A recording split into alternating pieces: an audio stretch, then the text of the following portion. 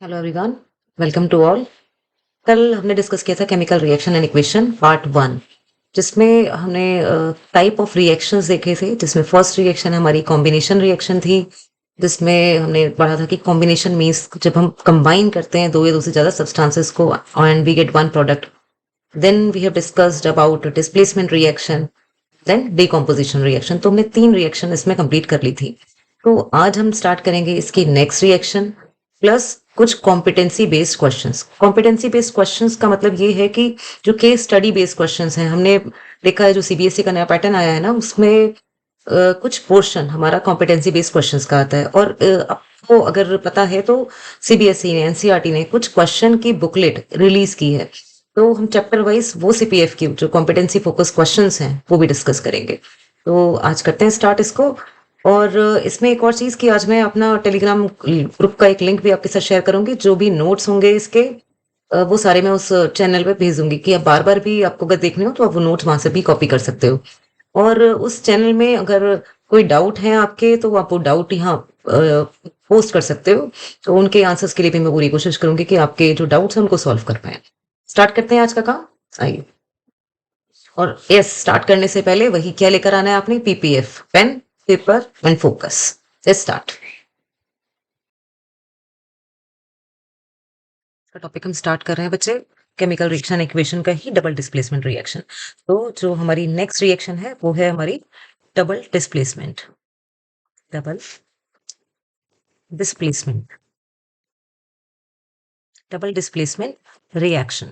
जैसे नाम से भी कुछ क्लियर हो रहा है ना, डबल डिस्प्लेसमेंट का मतलब होता है जो जिसमें डिस्प्लेसमेंट दो बार हो रहा हो। जैसे कि कब होगा ये डिस्प्लेसमेंट दो बार, जब हमारे पास एक्सचेंज होगा किसका, आयंस का।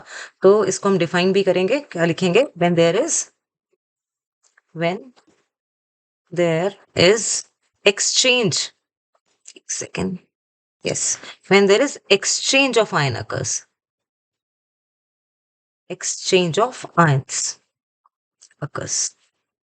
और एक और स्पेशलिटी होती है डबल डिस्प्लेसमेंट रिएक्शन की, यहाँ पर तीन चीजों में से कोई ना कोई एक चीज बनेगी ही, तभी ये डबल डिस्प्लेसमेंट रिएक्शन होगी। वो थ्री चीज क्या है, थ्री सब्सटेंसेस क्या है, प्रेसिपिटेट, गैसेस और वाटर। इन तीनों में से कोई भी एक अगर फॉर्म हुआ है then it will called double displacement reaction. तो इसको भी हम मेंशन करेंगे। इन दिस रिएक्शन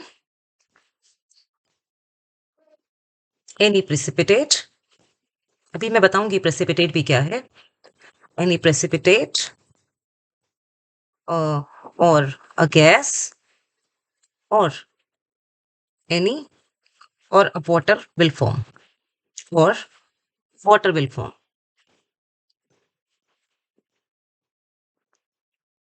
ऐसा कुछ हुआ है तभी ये क्या कहलाएगी, double displacement reaction. For example, एक एग्जाम्पल से भी इसको समझते हैं। ठीक है, यस। तो इसका एग्जाम्पल लेंगे, रिएक्शन के थ्रू इसको देखते हैं। PbNO3 होल ट्वाइस, क्या है ये, this is called lead nitrate. इसमें मोस्ट इंपॉर्टेंट है कि हमें कलर पता होना चाहिए। देखो कुछ ही रिएक्शंस हैं जिनके कलर्स के लिए मैं बार बार आपको फोकस कर रही हूँ कि बेटा कलर जरूर करना है। तो ये जो लेड नाइट्रेट कलर होता है इट इज कलरलेस। तो यहाँ भी आप मेंशन करेंगे क्या होता है ये, कलरलेस। लेड नाइट्रेट हमारा क्या है, कलरलेस है, कोई कलर नहीं होता है इसका। और जब ये लेड नाइट्रेट रिएक्शन करता है किसके साथ, के आई के साथ। के आई क्या है, potassium iodide, potassium iodide. Potassium iodide के साथ जब ये रिएक्शन करता है तो it forms PbI2 plus KNO3। क्या फॉर्म कर देता है, PbI2। PbI2 क्या है, लेड। Pb जो सिंबल है वो लेड का सिंबल है, Pb मींस लेड। अगर NO3 लग रहा है इसके साथ तो ये नाइट्रेट है, तो ये क्या बन जाएगा, लेड नाइट्रेट। ठीक है, और आई सिंबल है आयोडाइड का। तो अगर आई आया हुआ है लेड के साथ तो it will be potassium iodide और लेड आयोडाइड। के आई है तो पोटेशियम आयोडाइड, PbI2 है then it will be lead iodide. तो PbI2 मींस लेड आयोडाइड। और KNO3 क्या है, इट इज पोटेशियम आयोडाइड। तो ये रिएक्शन है। यहाँ पर क्या हुआ है, आयंस का एक्सचेंज हुआ है। कैसे आयंस का एक्सचेंज हुआ है, देखो पीबी और NO3, अगर हम पीबी और NO3 को देखें तो जो लेड है उसके ऊपर पॉजिटिव चार्ज था, NO3 के ऊपर नेगेटिव चार्ज था। सिमिलरली पोटेशियम के ऊपर पॉजिटिव चार्ज, आयरन जो आई है उसके ऊपर नेगेटिव चार्ज था। अब इन्होंने क्या किया, अपने अपने आयंस को एक्सचेंज कर लिया। कैसे, जो पीबी है, लेड है, वो किसके साथ कंबाइन हो गया, I2 के साथ। मींस पॉजिटिव और नेगेटिव ये कंबाइन हो गए। लेड किसके साथ रिएक्शन कर गया, आई के साथ। तो यहाँ पर आयंस का एक्सचेंज हुआ। ऐसे ही पोटेशियम ने किसके साथ कॉम्बिनेशन बनाया, नाइट्रेट के साथ। तो पॉजिटिव और नेगेटिव यहाँ पर भी कंबाइन हुए। तो क्या हुआ यहाँ बेसिकली, आयंस का एक्सचेंज हुआ। तो पहली कंडीशन तो हमारी ये फुलफिल हो गई कि आयंस का एक्सचेंज हुआ। दूसरी कंडीशन क्या, हमने यहाँ पर 3 कंडीशन हमने देखी है ना। 3 कंडीशन कौन कौन सी थी, या तो यहाँ प्रेसिपिटेट फॉर्म हो जाए, ठीक है, या प्रेसिपिटेट फॉर्म हो जाए, या कोई गैस लिबरेट हो जाए, या वाटर बन जाए।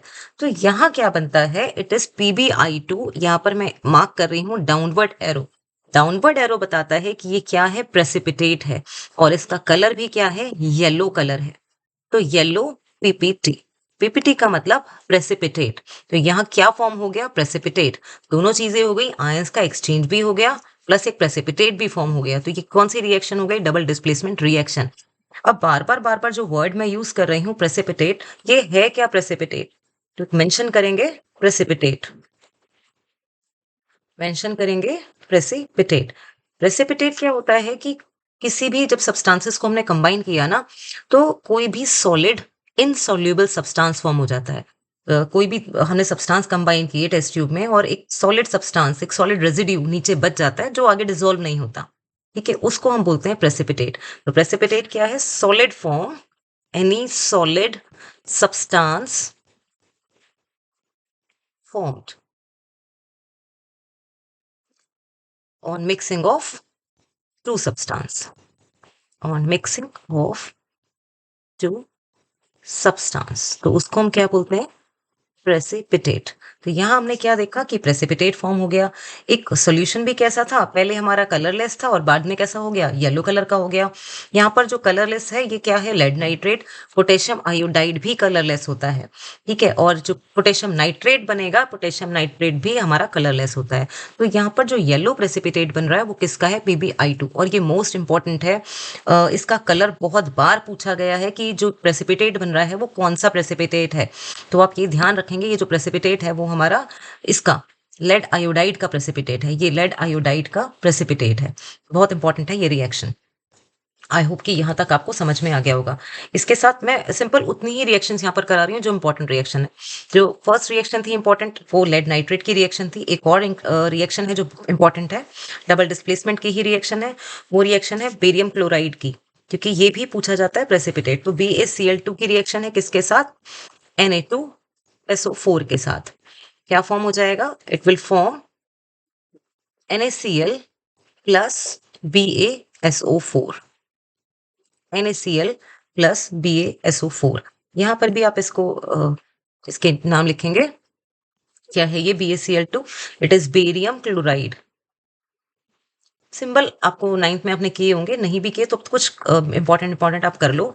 बेरियम क्लोराइड, ये बेरियम क्लोराइड किससे रिएक्शन कर रहा है, सोडियम सल्फेट से। क्या फॉर्म कर रहा है, sodium chloride,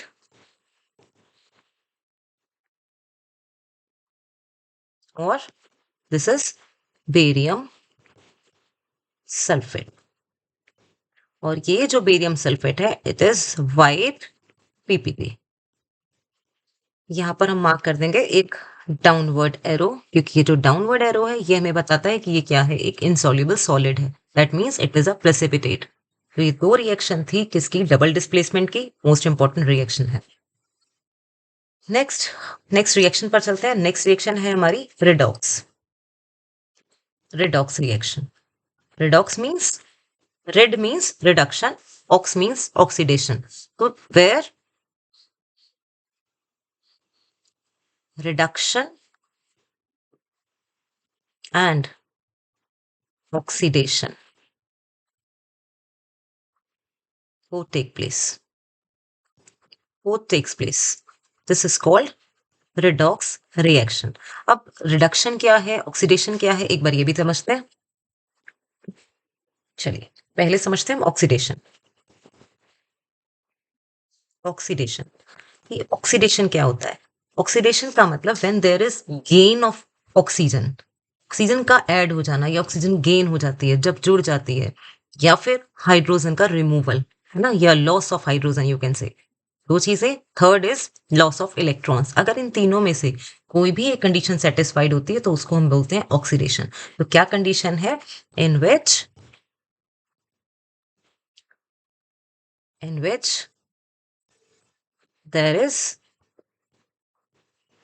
there is what?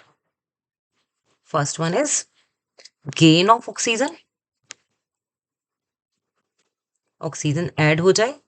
Second, loss of hydrogen, इन सभी के एग्जाम्पल करेंगे हम, loss of hydrogen. And the third one is loss of electrons, loss of electrons. इन तीनों में से अगर कोई भी एक कंडीशन फुलफिल हो रही है, कोई भी एक कंडीशन सेटिस्फाइड हो रही है, तो क्या होगा उसका? ऑक्सीडेशन। कैसे? चलो देखते हैं कैसे। इसका एग्जाम्पल एक करते हैं। चलिए first example, Cu plus O2, it will form CuO। ठीक है, अब हमें कहाँ कंपेयर करना है बच्चे? हमें कंपेयर करना है, इसमें एरो देखना है। सबसे पहले हमें क्या देखना है? एरो। हम ये एरो देखें, इस एरो के स्टार्टिंग में और इसके बाद में, इन दोनों को हमें कंपेयर करना है। अब देखिए आप, स्टार्टिंग में मैं देखूं तो यहाँ मुझे क्या दिख रहा है कि ये कॉपर है, Cu है, ठीक है। और यहाँ पे क्या हो गया? Cu के साथ O ऐड हो गया, O जुड़ गया ना। हमारी फर्स्ट कंडीशन थी गेन ऑफ ऑक्सीजन, इसका मतलब ऑक्सीजन यहाँ जुड़ गया। तो हम कहाँ मेंशन करेंगे? हम हमेशा ही मेंशन करते हैं रिएक्टेंट की side, that means left hand side. हम राइट हैंड साइड पर नहीं लिखते कभी भी कि इसका ऑक्सीडेशन हुआ, इसका रिडक्शन हुआ, nothing. We write only on left side, means on the reactant side. तो यहाँ पर इसके साथ जुड़ा ना ऑक्सीजन, तो कॉपर का क्या हुआ? ऑक्सीडेशन। हम यहां मेंशन करेंगे कि कॉपर का क्या हुआ है? ऑक्सीडेशन। क्यों हुआ है? क्योंकि इस कॉपर के साथ यहां पर ऑक्सीजन जुड़ गई, इसका मतलब इसका ऑक्सीडेशन हो गया है। ठीक है, अब नेक्स्ट चेक कर लेते हैं, एक और कराते हैं आपको इसमें।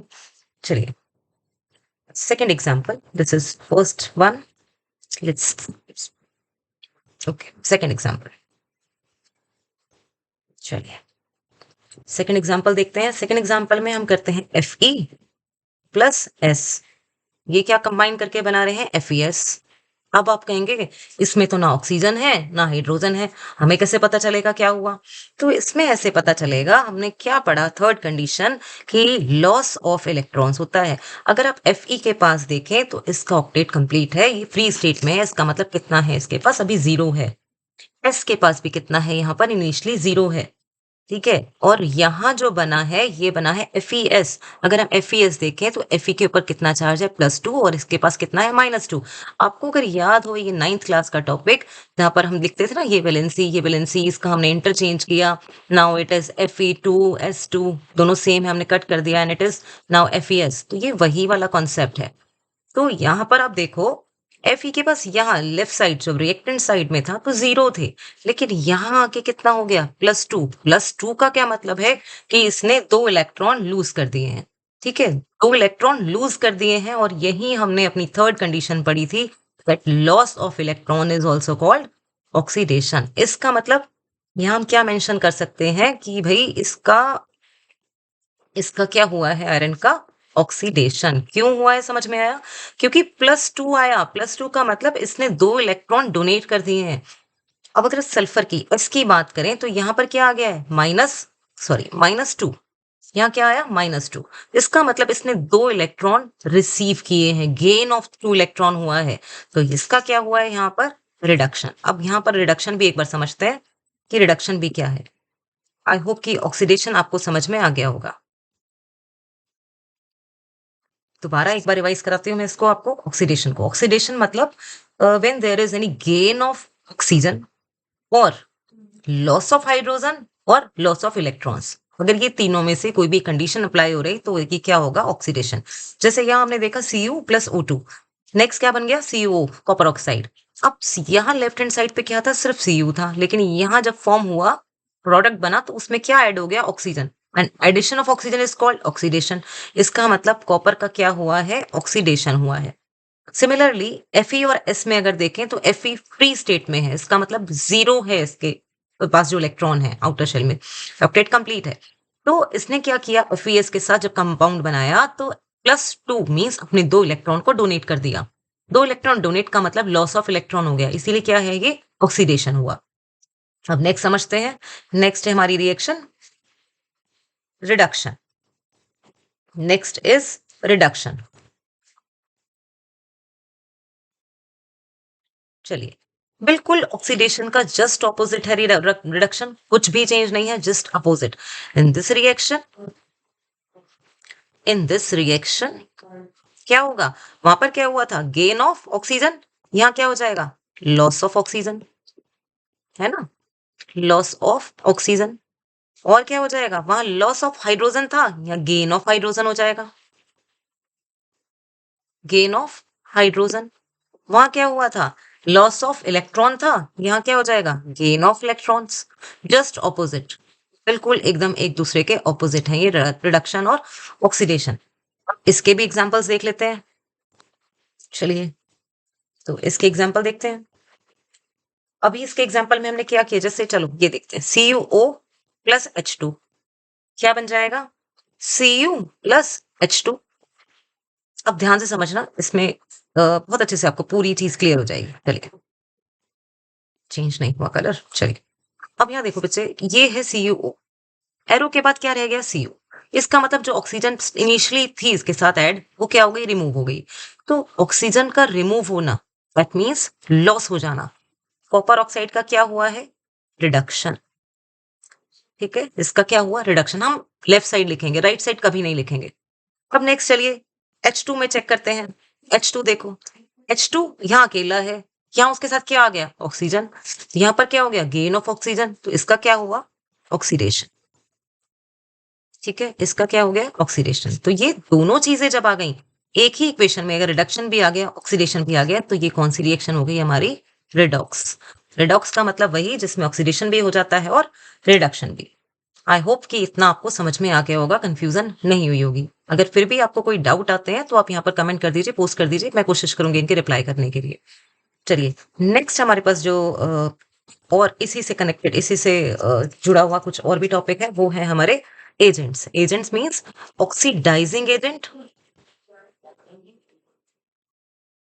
और रिड्यूसिंग एजेंट। दो एजेंट्स हैं, एक ऑक्सीडाइजिंग एजेंट है और एक है हमारे पास रिड्यूसिंग एजेंट। अब ये क्या है, ये एजेंट्स हैं जो ऑक्सीडेशन और रिडक्शन में हेल्प कर रहे होते हैं। तो ऑक्सीडाइजिंग एजेंट कौन है, विच अंडरगोज रिडक्शन, वो सब्सटेंस जिनका रिडक्शन हो रहा है। तो यहाँ पर आप मेंशन कर लो, क्योंकि ये बहुत कंफ्यूजिंग है, बच्चे बहुत कंफ्यूज होते हैं कि ऑक्सीडाइजिंग एजेंट कौन से हैं, रिड्यूसिंग एजेंट कौन से हैं। तो ऑक्सीडाइजिंग एजेंट कौन से हैं, substance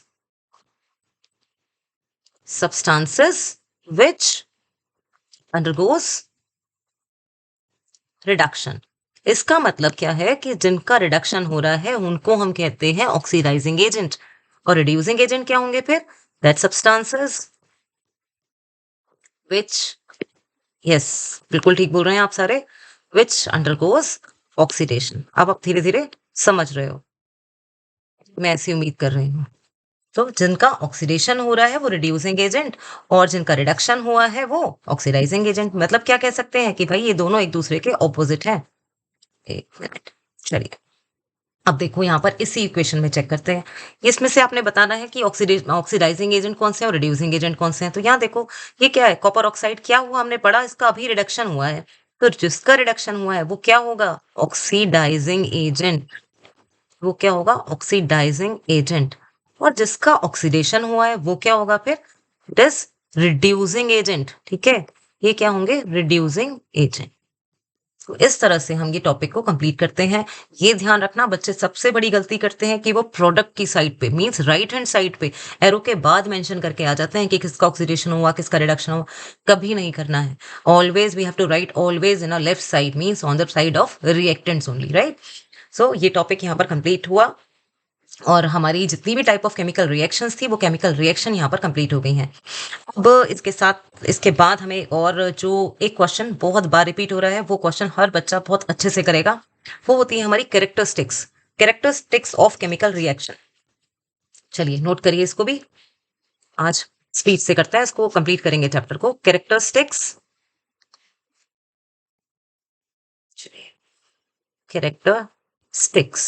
of a chemical reaction, इसका क्या मतलब है? Characteristics of a chemical reaction, इसका मतलब है how you come to know that in any reaction there is any chemical change occur और there is any chemical reaction occurs. कुछ चीजें हमने ली, हमने मिला दी, लेकिन हमें कैसे पता कि कोई केमिकल रिएक्शन हुई है? हम कैसे ही बता पाएंगे कि हुई है या नहीं हुई है?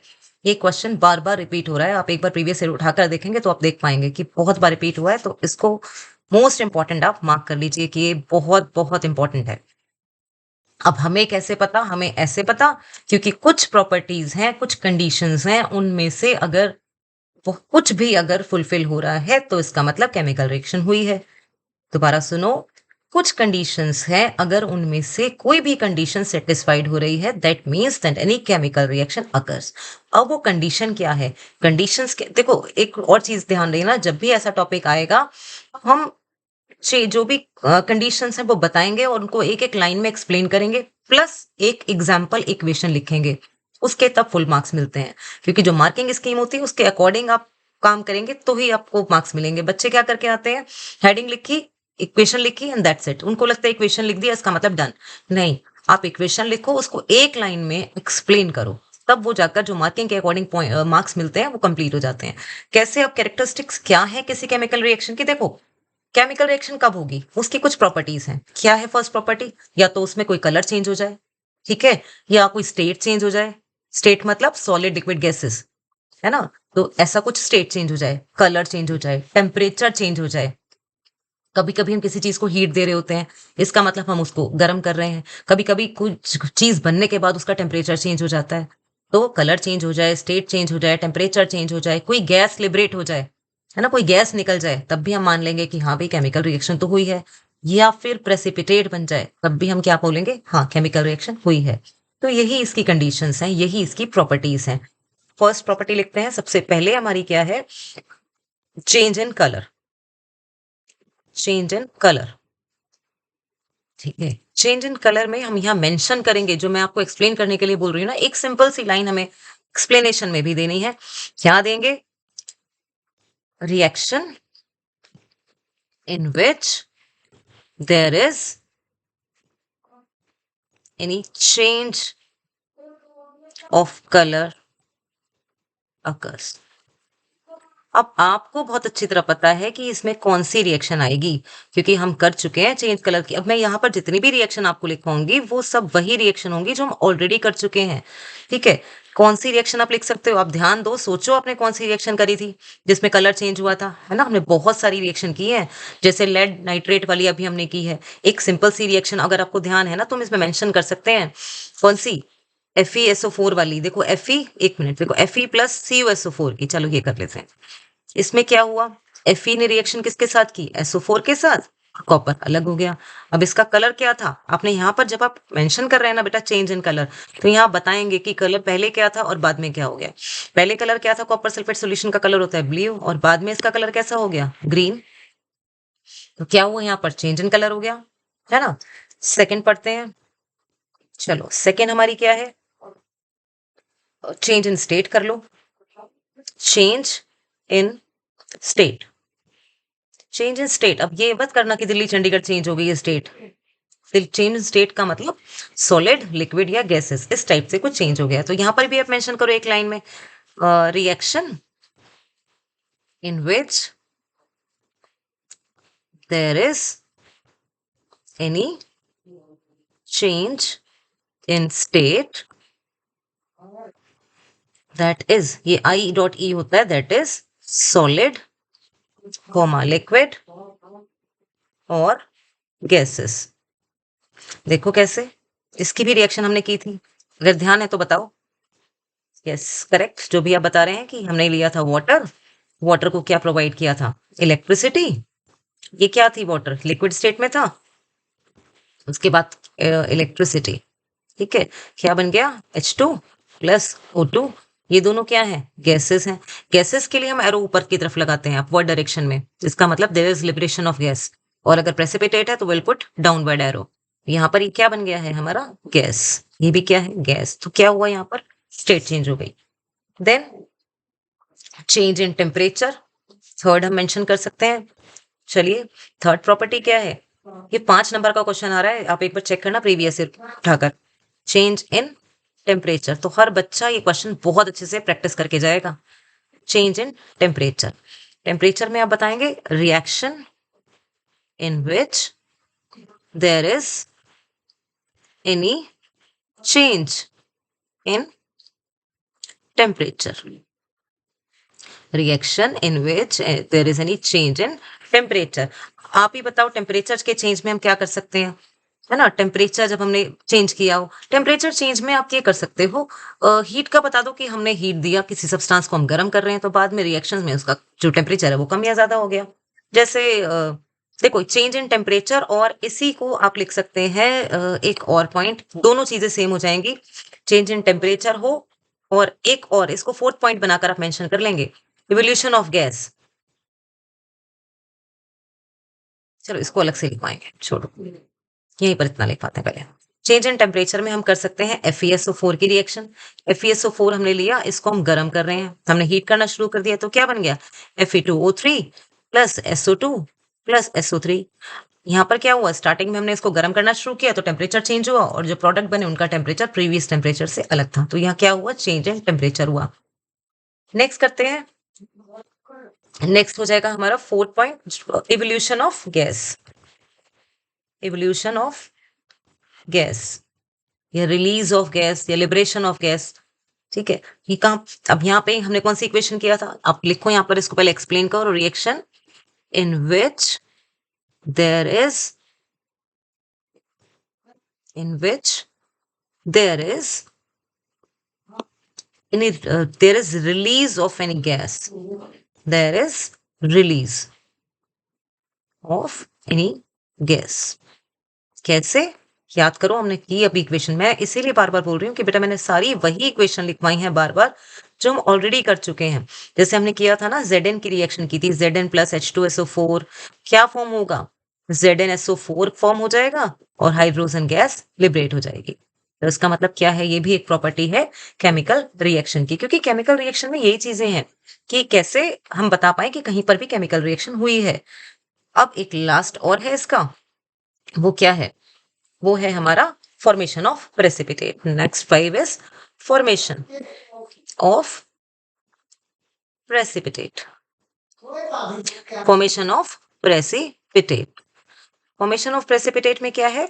रिएक्शन इन विच, बेटा ये जो मैं स्टार्टिंग में लिख रही हूँ ये रिएक्शन का शॉर्ट वर्ड है ना, इसमें रिएक्ट लिखे ऊपर एन मार्क कर देते हैं। Reaction in which there is any precipitate form, there is formation of,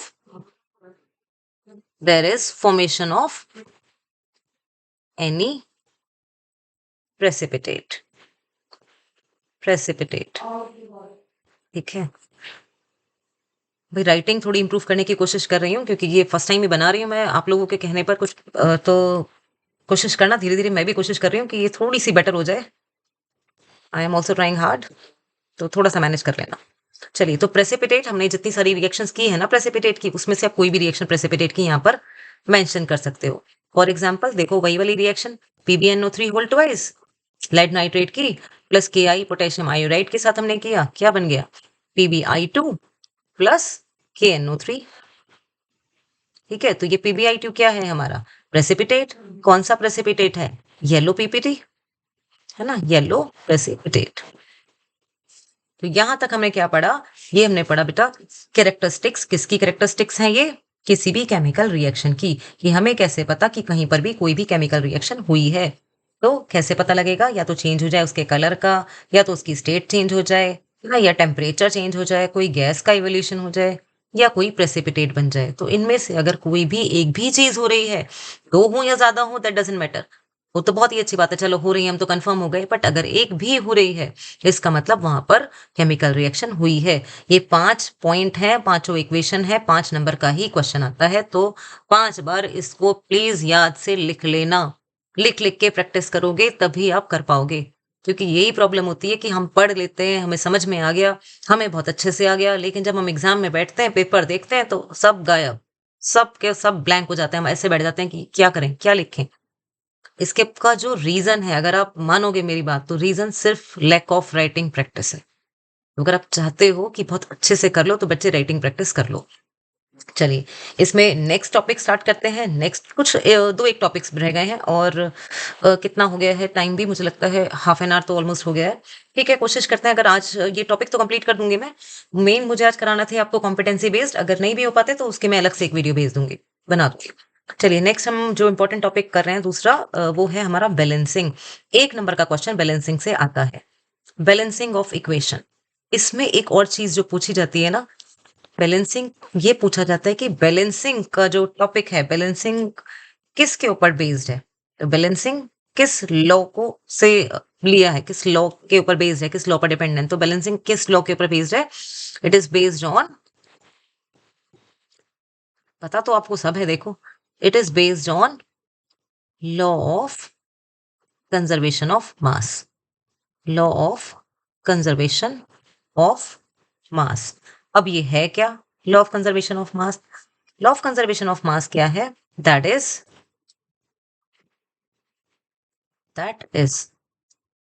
mass can neither be created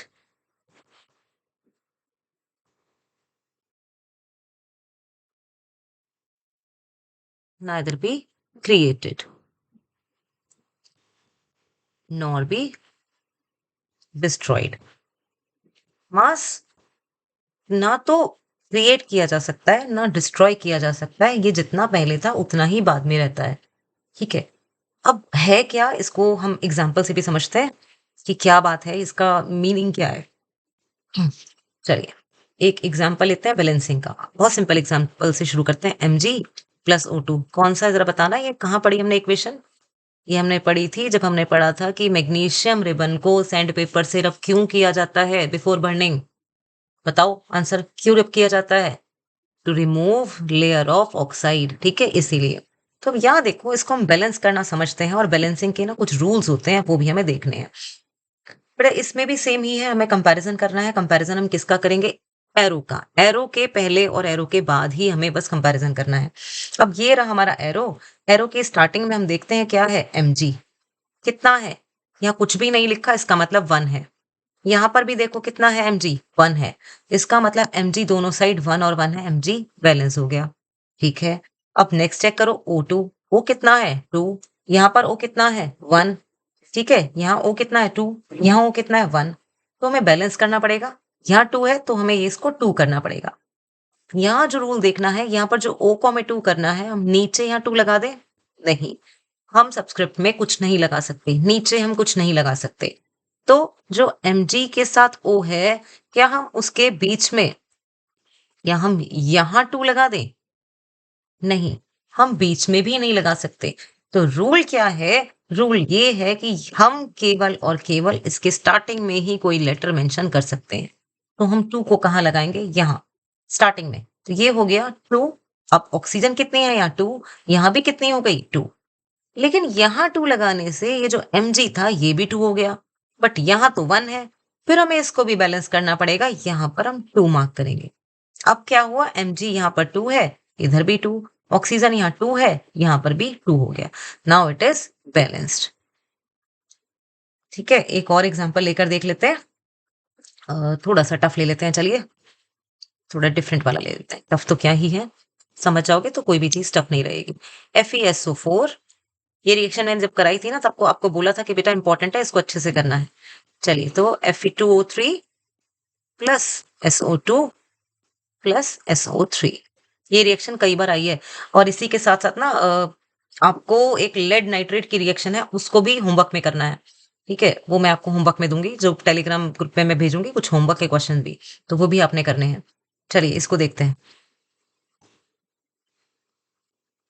चलो, अब मैच करते हैं सेम, ये Fe कितना है 1, लेकिन यहाँ कितना हो गया 2, तो अब हमें इसे 2 करना पड़ेगा। इसका मतलब स्टार्टिंग में we have to put 2 here. ठीक है, Fe कितना हो गया 2। अब ये S देखो, जो स्टार्टिंग में नंबर लगता है ना बच्चे, वो इन सभी के लिए होता है, सभी का। S कितना है 2। यहाँ पर चेक करते हैं S कितना हो गया 1 यहाँ और 1 यहाँ, इसका मतलब S भी फुलफिल हो गया 2। ठीक है, S कंप्लीट हो गया। अब लेट्स चेक O कितना है यहाँ 4 यहाँ और 2 यहाँ। अब ये 2 और 4 क्या होते हैं, ये दोनों आपस में मल्टीप्लाई होंगे, तो O कितना हो गया हमारा 4 2 ज़ा 8। वो कितना हो गया 4 2 ज़ा 8। अब यहाँ भी टोटल हमें O चेक करना है कितना हुआ। देखो 3 यहाँ, 2 यहाँ, 5 और 3 यहाँ, 6 7 8। ये क्या हो गया अब बैलेंस। अब ये रिएक्शन हमारी बैलेंस हो गई है। ठीक है, एक लास्ट और मैं एक रिएक्शन बनाऊंगी, क्योंकि वो हमें ब्रैकेट वाली इक्वेशन भी हमें एक बार देख लेनी चाहिए कि जहां पर ब्रैकेट यूज हो रहा है। चलिए नेक्स्ट देखिए, थर्ड एग्जांपल हमारा AlOH होल थ्राइस। ठीक है, AlOH होल थ्राइस। अब इससे जब हमने इसको गर्म किया तो क्या बना हमारा Al2O3। Al2O3 बना प्लस वाटर H2O। अब एक चीज देखना, अगर हमने लिखा है ना OH होल थ्राइस, इसका क्या मतलब है, इसका मतलब है O भी 3 है और H भी 3 है। ठीक है, ये होता है। ठीक है, ये जो ब्रैकेट है, ब्रैकेट के बाहर जो भी नंबर है, इसका मतलब वो उस ब्रैकेट के अंदर जितने भी एटम्स हैं उन सभी का कॉमन नंबर है। अब चेक करते हैं, इसको बैलेंस कर लेते हैं। चलिए, Al यहाँ 1, यहाँ Al कितना हो गया 2, तो हमें क्या करना पड़ेगा, इसको 2 लगाना पड़ेगा। अब Al तो बैलेंस हो गया 2 और 2। चलिए O चेक करो, वो कितना हो गया 3 तो यहाँ है, 2 यहाँ है, इसका मतलब कितना हो गया 3 2 6। O कितने हो गए 6, लेकिन हमारे पास कितना है 3 यहाँ और 1 यहाँ, ये तो 4 ही है। अब हमें इसको 6 करना है, तो 6 करने के लिए क्या करें, हम नीचे तो कुछ लगा नहीं सकते, 3 यहाँ है तो हम यहाँ पर इसको 3 कर दें, तो 3 + 3 कितना हो गया 6। अब O बैलेंस हो गई। H चेक करो, H कितना है 3 यहाँ और 2 यहाँ, 3 2 6, H भी 6 है।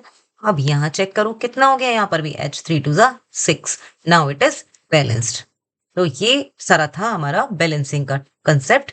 बैलेंसिंग का concept which is based on law of conservation of mass, that is mass can neither be created nor be destroyed. इसका मतलब क्या है कि जितना सब्सटेंस हम इनिशियली रिएक्टेंट में ले रहे हैं, उतने ही मोल हमारे प्रोडक्ट में बन जाएं। जो अमाउंट रिएक्शन से पहले था, रिएक्शन होने के बाद जो प्रोडक्ट बने हैं वो अमाउंट सेम रहे। This is called conservation of mass, that means mass remain conserve in any chemical reaction. तो यहाँ तक हमारा जो मेजर पोर्शन था वो कंप्लीट हो गया। अब लास्ट 2 टॉपिक बचे हैं जो फटाफट से हम करेंगे, कोरोजन और रेंसिडिटी। 5-6 मिनट तक आई गेस हो जाना चाहिए, तो लेट्स स्टार्ट फास्ट। कोरोजन और रेंसिडिटी। चलिए, ये है हमारा कोरोजन। कोरोजन, कोरोजन का मतलब होता है जंग लग जाना, मेटल्स का कोरोड हो जाना, उसको हम बोलते हैं कोरोजन। डेफिनेशन लिख लो इसकी, डिग्रेडेशन। डिग्रेडेशन का मतलब डिग्रेड हो जाना, कोरोड हो जाना, खराब हो जाना। ठीक है, क्या है ये डिग्रेडेशन, किसका डिग्रेड हो रहा है, ये मेटल का। Degradation of metals. क्यों हो रहा है डिग्रेड मेटल, कॉज्ड बाय, क्योंकि इस पे कोई रिएक्शन हो रही है, कोई अटैक्ड हो रहा है, या आप अटैक्ड बाय भी लिख सकते हो, कॉज्ड बाय और अटैक्ड बाय एक्शन ऑफ। कौन एक्शन कर रहा है इतना खतरनाक, एयर, एयर से या मॉइस्चर से, और एनी एसिड, या किसी एसिड के अटैक से भी अगर मेटल कोरोड हो रही है तो उसको हम बोलते हैं corrosion. For example rust. Rust important है इसका एग्जाम्पल, और रस्ट का फॉर्मूला भी कभी कभी पूछ लेते हैं। रस्ट का फॉर्मूला भी आप याद करो, Fe2O3, ये तुम्हें पहले से याद है, डॉट XH2O। XH2O का मतलब है इसमें कुछ अमाउंट मॉइस्चर है, कुछ अमाउंट वाटर का प्रेजेंट है। और इसका नाम भी पूछ लेते हैं, इसका नाम होता है हाइड्रेटेड। हाइड्रेटेड का मतलब इसमें वाटर है, hydrated ferric, hydrated ferric oxide. ठीक है, हाइड्रेटेड फेरिक ऑक्साइड क्या है, ये रस्ट का फॉर्मूला है। इसमें एक मोस्ट इंपॉर्टेंट है भाई चीज, जो मैं नेक्स्ट एग्जांपल आपको बता रही हूँ, कि ये तो हमें सबको पता है, जो रस्ट बन जाती है ना, क्यों बन गई, क्योंकि जो लोहा था भाई उस पर पानी लग गया, मॉइस्चर लग गया है ना, या ऑक्सीजन के साथ रिएक्शन हो गई, तो इसीलिए उस पर रस्ट हो जाती है। और रस्ट का कलर भी हमें पता था, कलर कौन सा इसका, red brown, reddish brown colour की रस्ट हो जाती है। लेकिन एक इंपॉर्टेंट जो कोरोजन का क्वेश्चन आ जाता है वो होता है सिल्वर। मेटल तो सिल्वर भी है ना, सिर्फ सिल्वर मतलब चांदी। अब सिल्वर भी कोरोड होती है, सिल्वर ब्लैक पड़ जाती है। क्वेश्चन ये आता है कि चलो बाकी चीजें तो ऑक्सीजन के साथ रिएक्शन करके ऑक्साइड बना ले लेती हैं, ऑक्साइड की ये लेयर आ जाती है और ये पानी मिल जाता है तो वो रस्ट का काम कर लेती है, एक जंग बन जाती है। अब सिल्वर जो ब्लैक पड़ी या जो सिल्वर का रस्ट हुआ वो क्यों हो रहा है, तो ये इंपॉर्टेंट है, मोस्ट इंपॉर्टेंट है ये सिल्वर की रस्टिंग। तो जो सिल्वर रस्ट हुआ या सिल्वर, इसको टार्निश भी बोल देते हैं, तो सिल्वर जो टार्निश हुआ वो क्यों हुआ, याद करना इसको। एजी किससे रिएक्शन करता है, ये H2S हाइड्रोजन सल्फाइड जो गैस होती है उससे रिएक्शन करके सिल्वर का सल्फाइड बना लेता है और हाइड्रोजन गैस अलग निकल जाती है। तो यहाँ बच्चे जो मैं आपको बताना चाहती हूँ कि ये है हाइड्रोजन सल्फाइड। किससे रिएक्शन करता है सल्फर, ये सॉरी सिल्वर हाइड्रोजन सल्फाइड से, है ना। और हाइड्रोजन सल्फाइड के साथ रिएक्शन करके क्या बना लेता है, सिल्वर सल्फाइड। ठीक है, सिल्वर सल्फाइड। और ये जो सिल्वर सल्फाइड है यही होता है ब्लैक कलर का। मोस्ट इंपॉर्टेंट है ये कि जो ब्लैक कलर का जो सिल्वर कोरोड हो जाती है, सिल्वर ब्लैक पड़ जाती है, इसका मतलब क्या बन गया, Ag2S सिल्वर सल्फाइड। ये है कोरोजन, सिंपल छोटा सा टॉपिक था। अब हमें करना है इसके प्रिवेंशन की, भाई मेटल कोरोड तो हो गई है, अब कोरोजन होने से बचाएं कैसे, तो वो होते हैं उसके प्रिवेंशंस। प्रिवेंशन में आप मेटल को कोरोड होने से कैसे बचाओगे, आप पेंटिंग कर दो, यानी कि पेंट करा दो उसको, है ना, बाय पेंटिंग, या ऑयलिंग कर दो बाय ऑयलिंग, या ग्रीसिंग कर दो, है ना, ऑयलिंग और ग्रीसिंग। अब एक लास्ट में बच्चों बता रही हूँ, मोस्ट इंपॉर्टेंट है ये वाला। देखो जो इंपॉर्टेंट होते हैं मैं उन्हीं को बताती हूँ, हर चीज को इंपॉर्टेंट मैं नहीं कह रही हूँ। बाय गैल्वेनाइजेशन, ये इंपॉर्टेंट है, गैल्वेनाइजेशन। और गैल्वेनाइजेशन पूछ लिया जाता है कि गैल्वेनाइजेशन होता क्या है, ये होता है कोटिंग, किसकी कोटिंग, ऑफ जिंक। जिंक की कोटिंग कहां पर कर रहे हैं, ऑन एनी आयरन ऑब्जेक्ट, किसी भी आयरन ऑब्जेक्ट पर जब हम जिंक की कोटिंग कर देते हैं, that phenomena, that process is called galvanisation. ये है प्रिवेंशन किसके, कोरोजन के। यहां तक हमारा कोरोजन का टॉपिक कंप्लीट हो गया है। तो एक लास्ट टॉपिक है इस चैप्टर का, वो है हमारा रेंसिडिटी। इस बार भी देखो एग्जाम में रेंसिडिटी पूछा गया है प्री बोर्ड में, तो रेंसिडिटी टॉपिक तो बहुत इंपॉर्टेंट है, तो ध्यान से कर लेना। रेंसिडिटी, रेंसिडिटी बेटा देखो, जैसे जो हमारी मेटल थी, मेटल कोरोड हुई, मेटल खराब हुई तो उनको हमने बोला कोरोजन। जब खाना खराब हो जाता है ना, उसका टेस्ट खराब हो जाए, उसकी स्मेल खराब हो जाए, उस प्रोसेस को हम कहते हैं रेंसिडिटी। और क्यों हो रहा है फूड खराब, फूड स्पॉइल क्यों हो जा रहा है, क्योंकि वहां पर ऑक्सीडेशन हो जाता है, किसका, फैट का या ऑयल का। जो भी खाने के अंदर फैट या ऑयल प्रेजेंट है, अगर उनका ऑक्सीडेशन हो गया, इसका मतलब वो फूड रेंसिड हो गया, खराब हो गया है, खाने लायक नहीं बचा है, इसी को ही हम कहते हैं रेंसिडिटी। मेंशन कर लो, ऑक्सीडेशन ऑफ, चलिए मेंशन करिए, oxidation of, oxidation of oil और फैट, या तो ऑयल का हो जाए या फैट का हो जाए इन अ फूड, है ना। क्या होगा इससे, रिजल्टिंग, रिजल्टिंग क्या होगा, इनटू बैड स्मेल और टेस्ट, बैड स्मेल और टेस्ट, टेस्ट खराब हो जाएगा, स्मेल खराब सी आएगी, गंदी गंदी सी स्मेल आएगी, तो उसको हम क्या कहेंगे कि फूड भाई रेंसिड हो गया, अब इसको खाया नहीं जा रहा, खराब हो गया फूड, अब दूसरा बनेगा। प्रिवेंशन क्या है, प्रिवेंशन भी बहुत सिंपल है, खाने को खराब होने से बचाने के लिए हम क्या करते हैं, और जब हम पिकल्स बनाते हैं तो उसमें ऑयल या सॉल्ट डाल देते हैं। जो आपकी ये केचप्स वगैरह हैं या कुछ ऐसे फूड हैं जो बहुत टाइम तक बाहर रखे रहते हैं, उसमें एंटीऑक्सीडेंट डाल देते हैं। कुछ ऐसे फूड होते हैं जिनको हम फ्रिज में रख देते हैं। तो यही ऑप्शन, यही आंसर है इसका, प्रिवेंशन मेथड्स यही है। नोट करो इसको भी, प्रिवेंशंस, प्रिवेंशंस। चलिए, प्रिवेंशन में फर्स्ट पॉइंट आप मेंशन करिए, by using antioxidant, antioxidant. Second, by vacuum packing, है ना, उसमें से एयर निकाल दो, वैक्यूम पैकिंग कर दो, तो भी हम उसको खराब होने से बचा लेते हैं कि भाई हवा ही नहीं है, अब ऑक्सीडेशन कैसे होगा, है ना, ऑक्सीजन ऐड कहाँ से होगी, ऑक्सीडेशन मतलब ऑक्सीजन का ऐड होना, कहाँ से ऐड होगी, तो वैक्यूम पैकिंग कर दो। या फिर हम उस एयर को रिप्लेस कर दें नाइट्रोजन के साथ। जो चिप्स के पैकेट होते हैं उनके अंदर नाइट्रोजन गैस होती है, क्यों होती है, क्योंकि ये ऑक्सीडेशन से बचा लेती है उस खाने को। ये क्वेश्चन भी आ जाता है। तो by use replacing air with nitrogen, ठीक है, by replacing air with nitrogen. और last by refrigeration, by refrigeration. Refrigeration का मतलब उसको फ्रिज में रख दो, तो क्या होगा भाई, वो अपने आप ही जो खाना है वो खराब नहीं होगा, कोरोड ही नहीं होगा। तो ये इतना ही है, ये चैप्टर यहाँ पर कंप्लीट हो गया है। आपने इस चैप्टर को थॉरोली रिवाइज करना है, ठीक है। और इसके जो क्वेश्चंस हैं आपकी बुक के अंदर वो एक बार प्रैक्टिस कर लीजिए। Thank you. इसके बाद जो मुझे कराना है वो कराना है सीपीएफक्यू। सीपीएफक्यू मतलब ये सीएफपीक्यू बेसिकली कॉम्पिटेंसी फोकस्ड क्वेश्चंस है। चैप्टर वाइज मैं आपको कराऊंगी, हर एक चैप्टर के 10 क्वेश्चंस हैं। तो आज तो इसको नहीं कर पा रहे हैं, लेकिन हाँ कल मैं कोशिश करके सीपीएफक्यू की वीडियो आपको शेयर करूंगी। और नेक्स्ट साथ के साथ ही हम नेक्स्ट चैप्टर भी स्टार्ट कर लेंगे। देखो ये चैप्टर जो मैं अभी रिवीजन सीरीज में करा रही हूँ, बहुत लेंदी नहीं करा रही हूँ, बहुत डिटेल में नहीं जा रहे हैं, टू द पॉइंट काम कर रहे हैं। जो इंपॉर्टेंट है एग्जाम के पॉइंट ऑफ व्यू से अभी उसको फोकस कर रहे हैं। बहुत सारा और डिटेल्ड में करने का टाइम अब नहीं है। तो जितना मैं आप करा रही हूँ अब उतना आप कर लो, उससे बाहर ज्यादा नहीं आता वो। उतना ही मुझे लगता है, मेरा जितना एक्सपीरियंस कहता है कि हाँ उसमें से ही क्वेश्चंस आपके आने चाहिए, है ना। शॉर्ट में बेशक कर रहे हैं लेकिन टॉपिक सारे हम कवर कर रहे हैं। तो यहाँ तक आप करिए, उसके बाद नेक्स्ट चैप्टर स्टार्ट करेंगे, कॉम्पिटेंसी बेस्ड क्वेश्चंस करेंगे। तो that's it for today, thank you so much, take care and bye bye.